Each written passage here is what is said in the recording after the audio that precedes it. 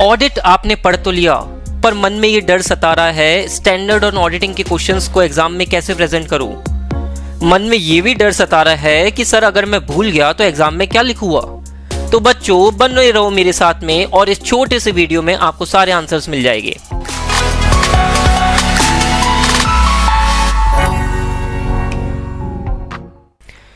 पहले तो मैं बात करता हूं स्टैंडर्ड और ऑडिटिंग का क्वेश्चन जैसे ही आए आपको ऐसे का नंबर और ऐसे का नाम लिखना है, और उस क्वेश्चन में अगर आईसीएआई ने बिल्कुल ही स्पेसिफिकली डायरेक्ट क्वेश्चन पूछा है तो आपको भी स्पेसिफिक डायरेक्ट आंसर करना है।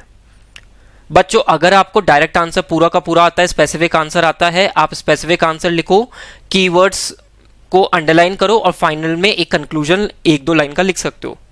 बट बच्चों स्पेसिफिक क्वेश्चन में आपको स्पेसिफिक आंसर का कुछ आधा पार्ट आता है, आधा पार्ट नहीं आता, तो क्या करें, जो स्पेसिफिक पॉइंट्स आपको याद आ रहे हैं वो लिखो, उसके बाद में जनरल पॉइंट लिखो, एंड अगेन कीवर्ड हमेशा यूज करना है। सर ये जनरल पॉइंट क्या है?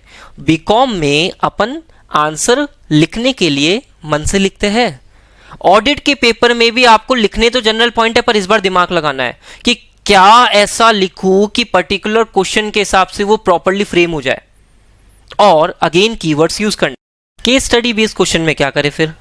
पहले आपको फैक्ट ऑफ द केस लिखना है 2 से 3 लाइन में, उसके बाद में रिलेटेड ऐसे का रेफरेंस दो, ऐसे का नाम नंबर, उसके बाद में again specific plus general point का कॉम्बिनेशन बना के आपको कंक्लूजन देना है। एक और चीज़ का ध्यान रखना, कभी भी एग्जाम में ये बॉदर मत करना कि सर 100% लैंग्वेज लिखनी है या नहीं लिखनी है। अगर आप 100% लैंग्वेज मतलब आप बिल्कुल सिमिलर लिख पाते हैं, दिस इज़ वेरी गुड।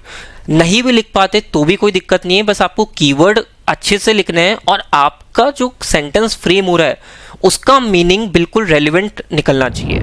इस वीडियो के नीचे आपको एक लिंक मिल जाएगा जिसमें मोस्ट एक्सपेक्टेड क्वेश्चंस जो एग्जाम में आपसे पूछे जा सकते हैं वो भी है, तो आप उनको भी बहुत अच्छे से करके जाए और अपना एग्जाम आराम से बिना डरे अच्छे से दे के आए।